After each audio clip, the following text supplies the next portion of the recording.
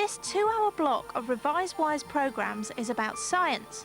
It covers getting started, interpreting results, living things, humans and other animals, green plants, materials and their properties, solids, liquids and gases. The starting time of each programme is shown in the menu, so they can be found using the clock in the top right-hand corner of the screen. First, getting started.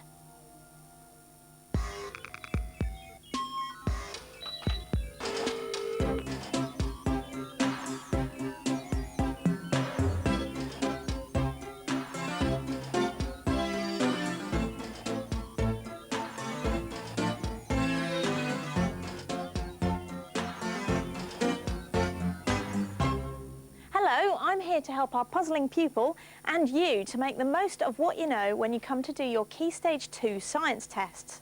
In each of these programmes, as well as in our books, audio tapes and on the internet, we'll be looking at all the bits of science that you might find tricky. So, what's the problem? It's my science paper and I'm not really sure what I'm supposed to do. So what happens when you come to do your Key Stage 2 science tests in May? During the week of the tests, you'll have 2 science papers called Test A and Test B. Both tests are taken on the same day, and each one lasts 45 minutes. In each paper, questions on the different parts of science are all mixed up, so you could have a question about plants, followed by a question about forces, and then another question about plants. And how many do I have to get right? Well, you need to get just over half the marks right to get a level 4. And that's the standard which everyone hopes you'll get at the end of primary school.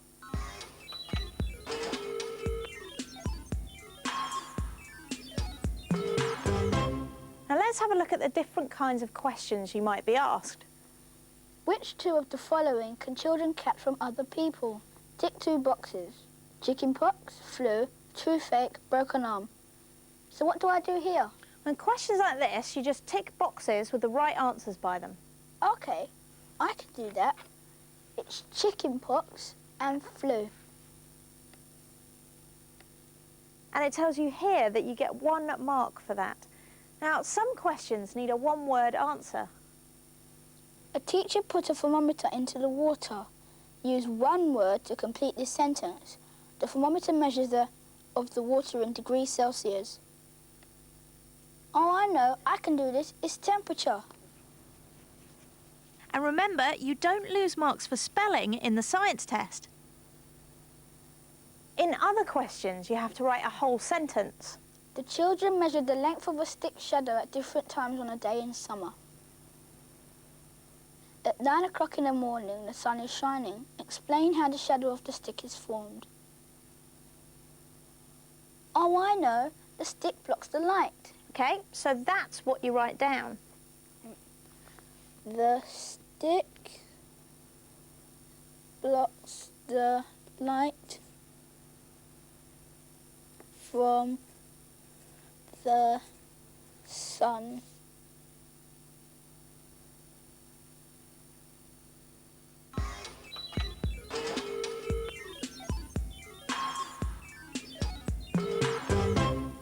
One thing that's important when you do your test is to read the question carefully and answer only what you're asked. This might sound obvious, but let's look at an example.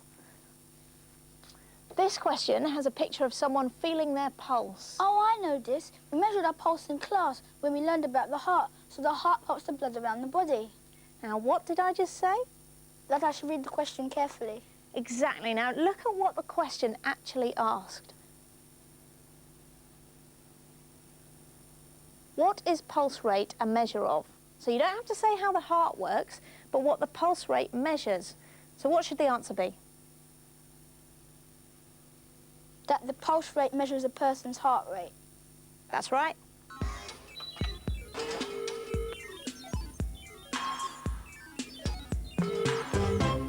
A golden rule for answering science questions is to keep them precise and scientific. What do you mean by scientific? Well, by scientific, I mean that you have to answer the question by thinking about the science behind the question. Now, try that one. Explain why it is important for seeds to be dispersed from the parent plant. So what sort of things do you need to think about to answer this why question well? Well, how about these? What is the question about? The question is about seeds and their dispersal. What do seeds do? Seeds grow into new plants. What helps new plants grow? Having enough water, nutrients and sunlight helps new plants grow. The key scientific point here is that seeds grow into new plants and plants grow using water, light, air and nutrients from the soil. If the seeds start growing right under the parent plant, they risk never getting enough light or water. They will grow better if they don't have to compete with their parent plant for those things. So having thought about the science behind the question, you must give an answer that says something about what a plant needs to grow, and that explains why it's important for the seeds to be dispersed away from the parent plant. Have a look at these answers and see if you can spot those that got a mark and those that didn't. Because there has to be different types of plants growing everywhere, so they can get enough nutrients and space to grow, which they won't get if they were too near the parent plant. Because the plant has to grow bigger, so that they get enough water and sunlight and don't have to compete against their parent plants. Only 2 of those answers were marked right. Did you spot them? They were this one, so they have enough nutrients and space to grow, which they won't get if they're too near the parent plant, and I know, so that they get enough water and sunlight and they don't have to compete with the parent plant. that's right, because those were the only ones that were precise and scientific. So, you've got to remember to give answers that are precise and scientific. Remember to read the question carefully and answer what is asked. Take your time to think about questions that ask why. And you have to use the proper scientific words.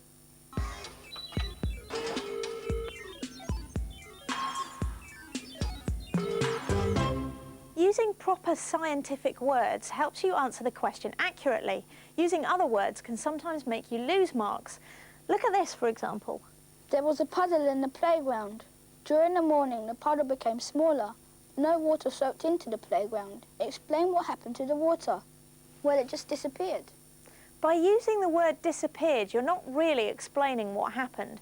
It's not really a very precise word. We usually use it when we can't see something anymore.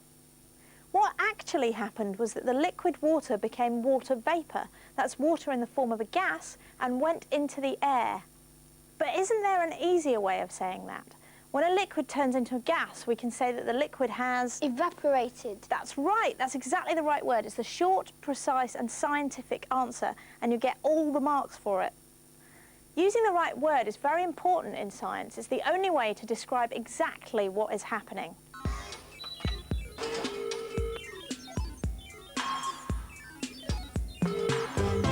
There are lots of questions in the science tests about investigations or experiments done by children. Often the results are shown in tables like this, or bar graphs like this, or line graphs like this. A lot of questions ask you to work things out from tables, bar graphs and line graphs, so you need to know how they work. Let's look at this question here, which asks you to read results from a table. Some children carried out 2 fair tests on 3 different fabrics, A, B and C. First, they hung a 100-gram mass from the bottom of each fabric. Secondly, they soaked each fabric in water. The table shows the results of their 2 tests. Right, let's have a look at the questions which went along with this table. Some children wanted a fabric which doesn't stretch. Which fabric should they choose? Tick 1 box, A, B, C. This question is about stretching, so I need to look along the row of stretching. Yep. And we want to find a fabric which does not stretch. Yeah. Here it is, fabric A.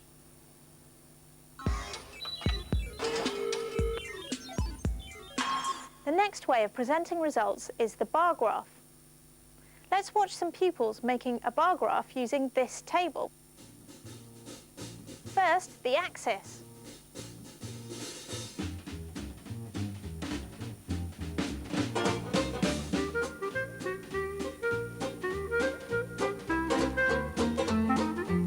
Then we need to to represent the heading on the horizontal axis, here the type of can.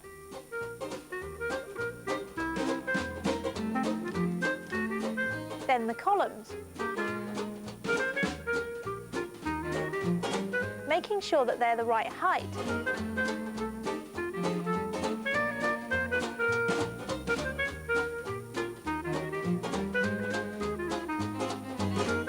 And here it is.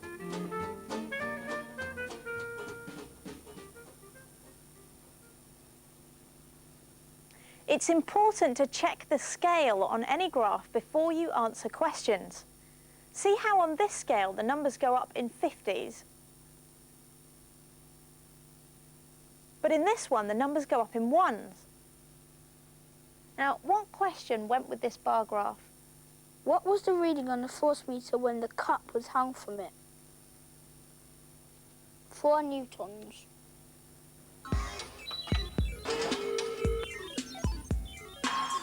Another way of presenting results is on a line graph. Watch this. It shows you how to draw a line graph from a table of results. In this table are the results of an experiment. Some children ran honey on a tilted tray and measured the time it took to run 10 centimetres at different temperatures. So what the children changed is the temperature of the honey, and what they measured is the time in seconds for the honey to run the 10 centimetres. In a graph, we usually put what we change on the horizontal axis and what we measure on the vertical axis. Now, the first thing to do is to transfer the headings from the table to the graph.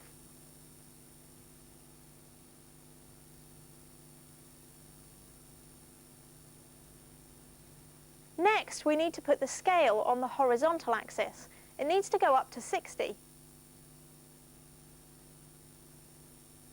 Then we need to do the scale for the vertical axis. Here, the biggest measurement they made was 120 seconds, so we have to make sure that we go up to 120. Now it's time to plot the points. So first, when the honey was 5 degrees Celsius, it took 120 seconds.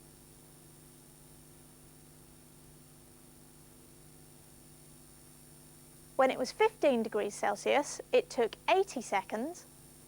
When the honey was 40 degrees Celsius, it took 20 seconds. And when the honey was 60 degrees Celsius, it took 10 seconds. And that's it. We join all the crosses and we've got a graph. If you've already got a graph, you can do the process in reverse and find out information from it, like this.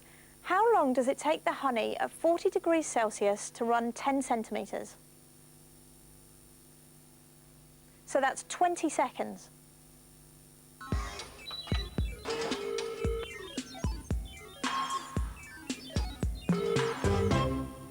Often you get test questions asking you to work out something using information on a table, a bar graph, or a line graph.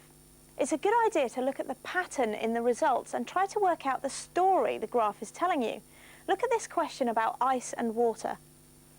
Amy puts some ice in a jar of water and stirs. She measures the temperature of the water with a thermometer every 20 minutes. Her results are shown on this graph. Let's look for the pattern in this line graph. To start off with, the line goes down. That means the temperature of the water is going down as time goes on. Why? Because of the ice that's been put in it. After a while, the line starts to go back up. The temperature of the water is going up. It's getting warmer. Then the line flattens off. So what does that mean? That means that it's staying at the same temperature. You're right. The water is now at the same temperature as the room. Now, the question on the paper is at which point, A, B, C or D, will there still be ice left in the glass? Well, I know the ice is colder than water. The ice in the glass will make the water colder, so I must look for a place where the line is going down. Have you got one? Point A. I'll put a tick in the box.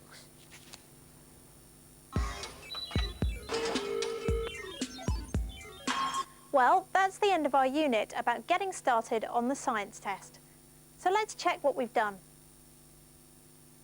We looked at the different kinds of questions in the papers. We saw how important it is to use precise and scientific words. and we looked at making sense of tables and graphs. You and your teacher can go over these things at school, and don't forget you can always wind the tape back and look at bits of the programme again. There are also our books, audio tapes and interactive Revise Wise website to help you prepare for your test. So we'll let you get on with your test and let you get on with your revision.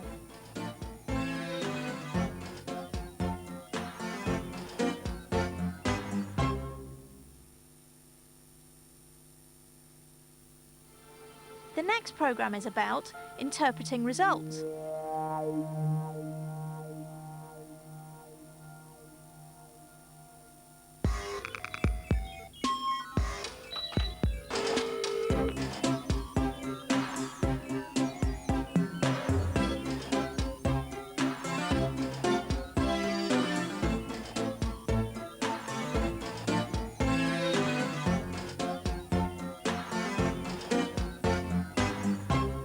In these programmes and in our books, audio tapes and on the internet, we're helping you with the things you might find tricky in your Key Stage 2 science tests.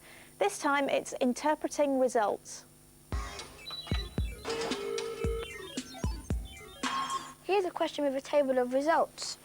Jill made circuits with different lengths of wire, the same battery and the same bulb. The wire is coated in plastic. She recorded her results in a table. Here's a table.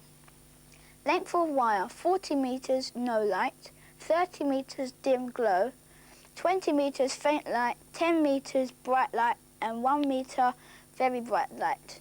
Describe how changing the length of the wire in a circuit affects the brightness of the light. What does the word affects mean, and how do they want me to describe it? This is all about describing the relationship between one thing and another. Because a lot of scientific investigations are about the relationships between things, a lot of questions in the test will ask you to describe the relationship between two things. But I don't know about describing relationships. Yes, you do. You do it all the time. You just don't realise that you're doing it. There are a lot of everyday situations when you describe relationships without noticing it. Let's have a look. There are a lot of children in the playground now. Yes, it's getting noisier. The more children in the playground, the louder the noise. Did you hear what she said? The more children in the playground, the louder the noise. She's just described how the number of children affects the volume of sound. She's just described a relationship. She's spotted the relationship between two things, the number of children and the volume of sound. But the other two children didn't describe a relationship because they only mentioned one factor and not the relationship between them. The first child talked only about the number of children. There are a lot of children in the playground now. When the second one talked only about the noise. Yes, it's getting noisier. Only the last child described the relationship between the number of children and the noise. The more children in the playground, the louder the noise. Let's see another example. Oh no, there's loads of people in front of us in the queue. Yeah, it's going to take ages till we get our food. Yes, the more people in front of us in the queue, the longer we wait. This last pupil has also described a relationship between two things. Yes, the more people in front of us in the queue, the longer we wait. She described how the length of time you wait depends on the number of people in front of you in the queue. She spotted another relationship between two things. The first and second children didn't describe the relationship between the length of the queue in front of you and the time you have to wait. Oh no, there's loads of people in front of us in the queue. She only described the number of children. Yeah, it's going to take ages till we get our food. He only talked about the time. Now let's look at other situations and think of how we could describe a relationship. What would be the relationship between the number of friends you have at your party and the size of each piece of cake? Happy birthday to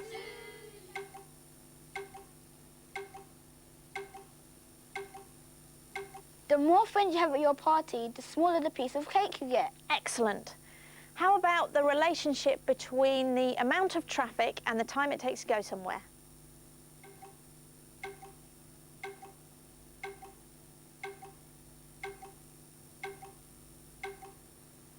Well, the more traffic, the longer it takes. You're getting the hang of this, aren't you? But all the ones we've done so far have just been about easy, everyday things. How will I know what the relationship is when I'm doing science? When you're doing the test question, you have to look for some results from an investigation in the question. Then you use the results to help you spot the relationship. But what will the results look like? Well, they could be in tables like this. Sometimes the tables also have pictures like this. Bar charts like this. Or line graphs like this.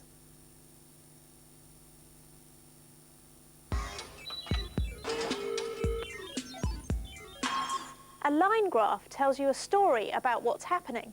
In fact, we could have a go at sketching a line to represent the playground relationship we just looked at.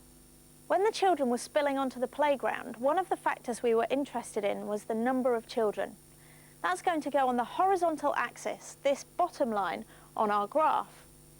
Now this line starts here with no children.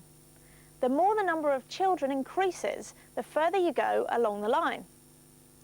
The other factor we're interested in, the loudness of the noise, goes on the other axis, the one going up vertically.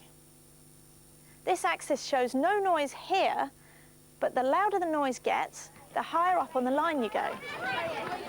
And now we can draw a line to show the relationship. We start the line here because when there are no children, there's no noise. But as the number of children increases, so does the loudness of the noise. So the line goes up like this. That line went up from left to right. Do all line graphs go up like that? That's an interesting question. Now, have a look at this one. What we're interested in here is the amount of food eaten and the amount of food left on the plate. So here are the axes.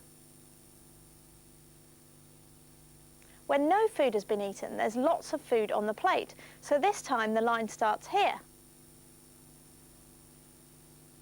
The more food that gets eaten, the less is left on the plate. So to tell that story, the line must come down like this. I get it. Those lines are telling you a story. They tell you about the relationship. Well done. Now let's have a look at a test question which shows relationships in a different way. Some children carried out a fair test. They used 3 identical jars with 100 centimetre cubed of water in each jar. They put each jar in a different room. Each room was at a different temperature. They measured the volume of the water in each jar after 1 week. Here's the bar chart that shows the result. Now what do you think is the relationship or the link between the temperature of the room and the volume of water left? The coldest room has the most water left. Well, you found a bit of the relationship there, but you haven't really told the whole story. But what I said was right. Look, if you look at the bar chart, you can see that the coldest room had the most water left. Yes, but your comment was only about one result, the first column on the bar chart. You haven't said anything about the other 2 columns. How could you describe the relationship so that it covers all of your bar chart and not just that one result? Okay, let me see. The first column is telling me that when the room was 14 degrees Celsius, there was 80 centimetre cubed of water left. When the room was 18 degrees Celsius, there was 60 centimetre cubed of water left. And when the room was 23 degrees Celsius, there was 40 centimetre cubed of water left in the jar. So, I know, the warmer the room, the less water's left in the jar. Excellent, well done, that's it. The warmer the room, the less water left in the jar is the right way of describing the relationship between the temperature of the room and the amount of water left. Now, some of you might have thought of another relationship between the temperature of the room and the water left in the jar. The other way of saying the same thing is that the colder the room, the more water is left in the jar. If colder rooms leave more water, then warmer rooms leave less.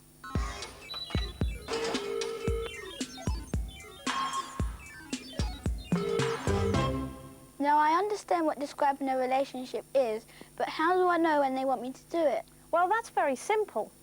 There's an easy way to spot a finding a relationship type of question. They nearly always have one of these two words in the question: affects or depends. Do you remember the everyday relationships we looked at?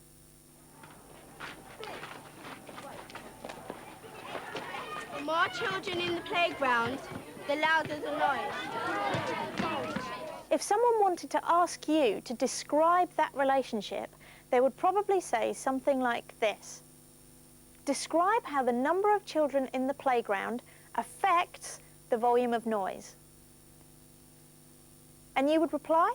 The more children in the playground, the louder the noise. Let's see some examples of this type of question in the test papers. Describe how the size of the force affects the length of the spring in the force meter. How does the time taken for the mixture to dry depend on the temperature of the radiator? Describe how the amount of mould which grows depends on the temperature. Now, I don't know if you've noticed, but there's something else to spot in the way they ask you to describe relationships.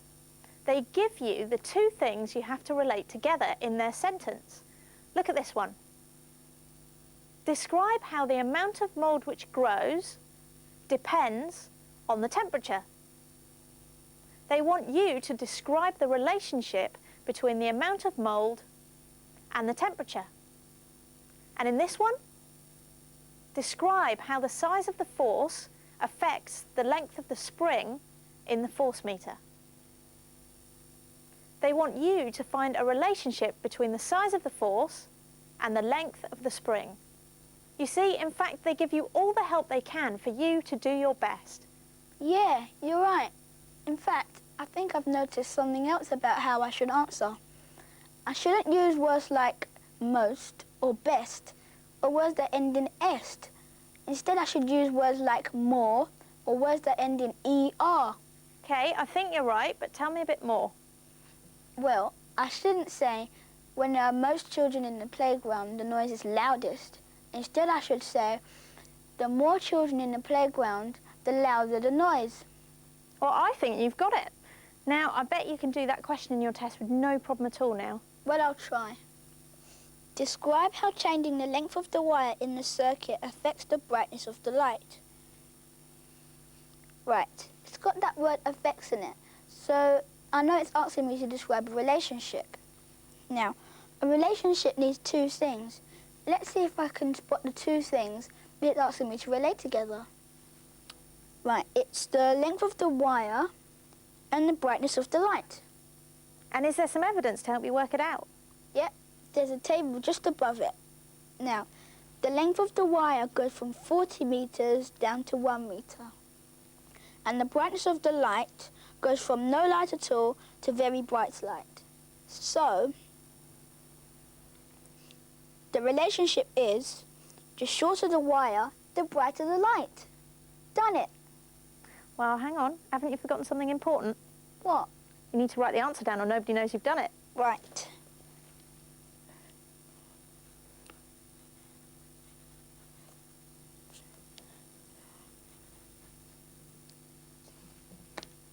There you go. You're going to get full marks for that answer. Now, it wasn't that difficult after all, was it? No, it wasn't.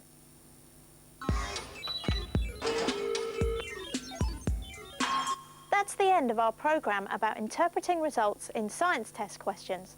So let's check what we've done. We saw that there are many questions in the test papers that ask about describing a relationship between two things. We looked at interpreting line graphs and bar graphs, and we spotted the kind of questions that ask you to describe relationships.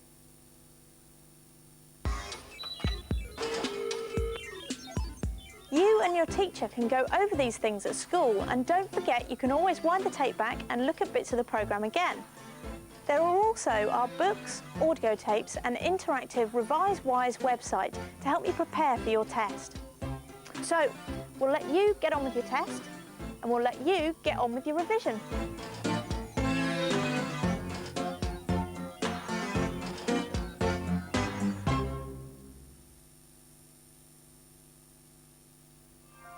The next programme is about living things.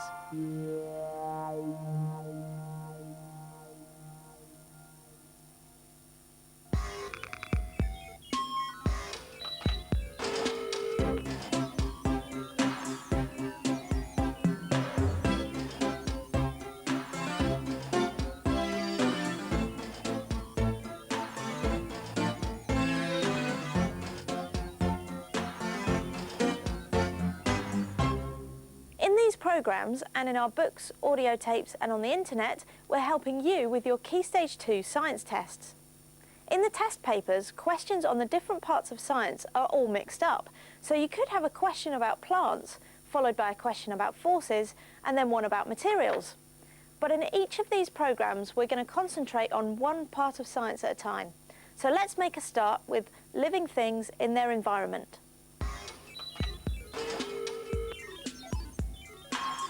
Here's a question about animals. They're living things. The owl has caught a mouse to feed its young. The owl has good hearing for finding its prey at night.